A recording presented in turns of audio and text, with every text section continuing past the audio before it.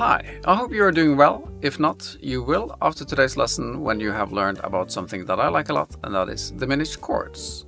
But even if I enjoy playing the diminished chords, there's one thing I like even more. Actually, I like it twice as much, and that is to play double diminished chords. You know what it is? Well, let's find out. Before I show you some juicy jazz chords today, let's make sure that you understand some basic musical knowledge.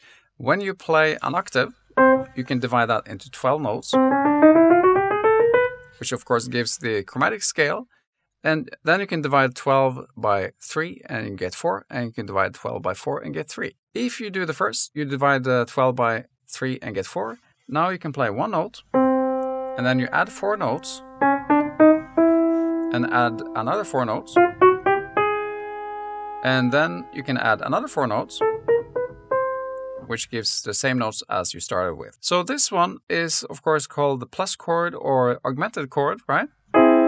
If you divide 12 by 4, you get 3. So now try to do the same. 1, 2, 3, 1, 2, 3, 1, 2, 3, 1, 2, 3. And that of course gives the diminished chord. The reason why I say that is that it can help you understand how the piano works, to have some mathematical perspectives to what we're doing is also sometimes really helpful. Now, that is the diminished chord. You probably have played that a million times, right? But the common usage of the diminished chords in jazz is to use it as a stepping stone between the steps of the diatonic scale. The diatonic scale is, for example, the C scale. And the chords within that is like this. If you have a focus on the first, second, third, and fourth black key in the key of C, this is where you're going to add the diminished chords. So between C and D minor, you can add the C sharp diminished chord, and then D minor, and then D sharp diminished chord, and here F sharp diminished chord, and then G sharp diminished chord. Maybe this is not so exciting, but bear with me. Now the fun part begins, because I really love diminished chords, but one thing I like even better is when you have 2 of them, actually twice as good in my opinion. So that's why we call it the double diminished chords.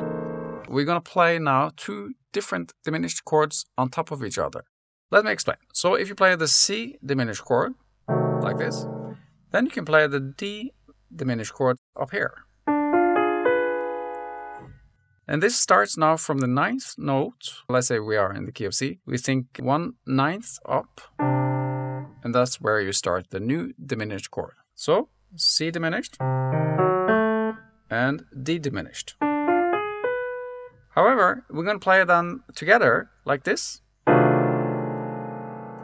Sounds really awkward, I guess, but in the right setting, it can sound really cool. So next one, for example, is like this. So that was the C sharp diminished and the D sharp diminished. And the first exercise to learn all of this is to break it down for yourself. So you now play C sharp diminished in all inversions. And if you didn't know that, C sharp diminished is the same as the E diminished and G diminished and B flat diminished. So you can do that with your left hand, and with your right hand you can play the D sharp diminished. And the fun part comes when you combine them. So now you're going to play everything up and down.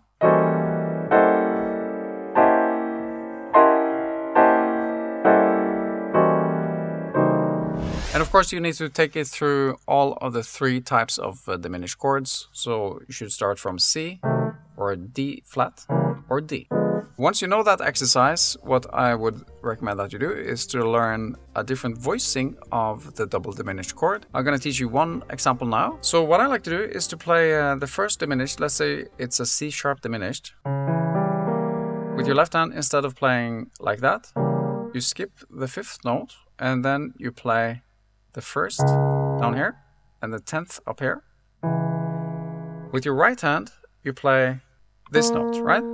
So, once again, instead of playing like this, you now play like this. You You skip that one, your right hand plays the B flat. And then, with your right hand, you play the rest, which is the D sharp diminished chord, right? So you're going to play all of these notes. That's a D sharp diminished, and then you keep this one. And then 1 and 10th down here. Now you do the same exercise. You just move that up. So now the next one is going to be like this. And then the next one is going to be like this. And then the next one is going to be like this.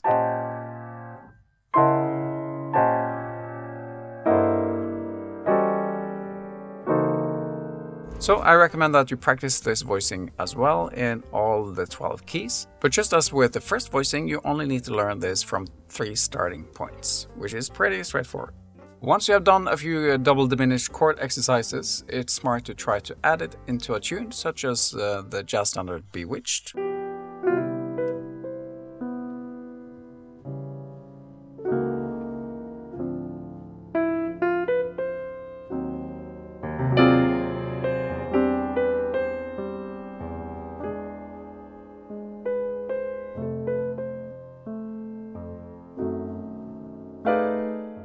First time I just added regular diminished chords. The second time I added the double diminished. Let me break it down for you.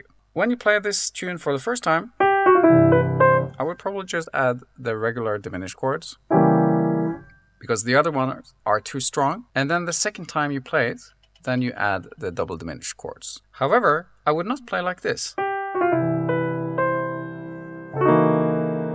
because it's too strong, in my opinion, to just stay there. I don't know about you, but to me that sounds a little bit awkward. However, if you play the second time like this,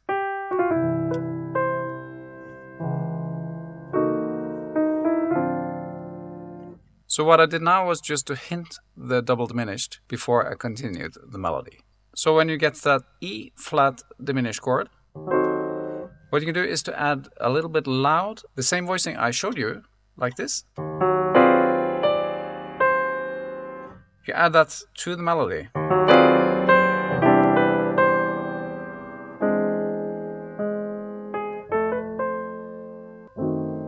And here is another diminished chord.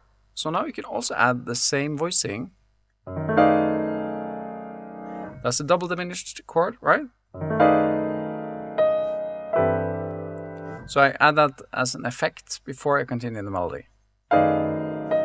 The last thing I'll show you now is how you can use the double diminished as you're improvising. And one way to do that is simply to add notes from the double diminished chord. Meaning if you play, for example, the E flat diminished chord with your left hand, now you can play F diminished chord with your right hand, right?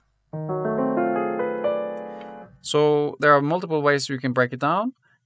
One way I like to do is to just do like this. Go down in minor third steps, and then you go to the next one.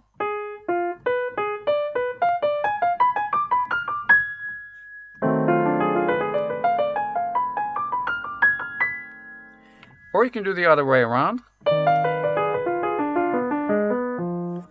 The point is that it's an E flat diminished chord, and you add notes from the F diminished chord while you're improvising.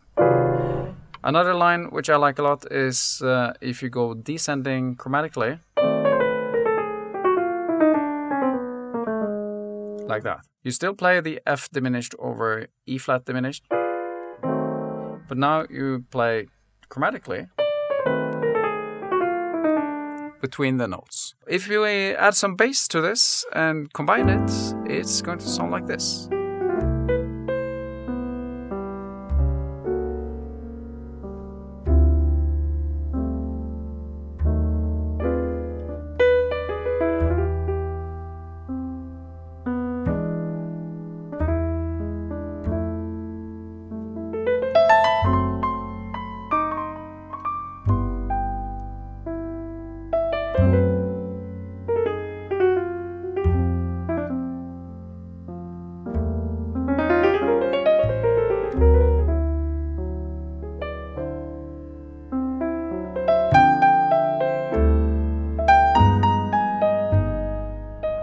I hope you enjoyed today's lesson. Now the question becomes, if you think the double diminished chords are twice as enjoyable as the regular diminished ones. At least I think they are, but still I would not play them too frequent because they are quite spicy. In today's lesson I show you one variant of the double diminished chords, and if you're one of my jazz piano students, I teach more about double diminished chords in jazz lesson 46 and 47. And if you are not one of my many students and you want to become one, you can find the link in the description where you can sign up. Also, if you want the exercises for today's lesson, you can get them for free on my website. Link in the description for that too. And lastly, if you are, like I am, interested in chords as well as the ocean, you can check out this video next, where I'll teach about shell chords. If you like this video, please hit the like button, subscribe and share. And whatever you do, take care of your music, and I will see you in the next video. Goodbye.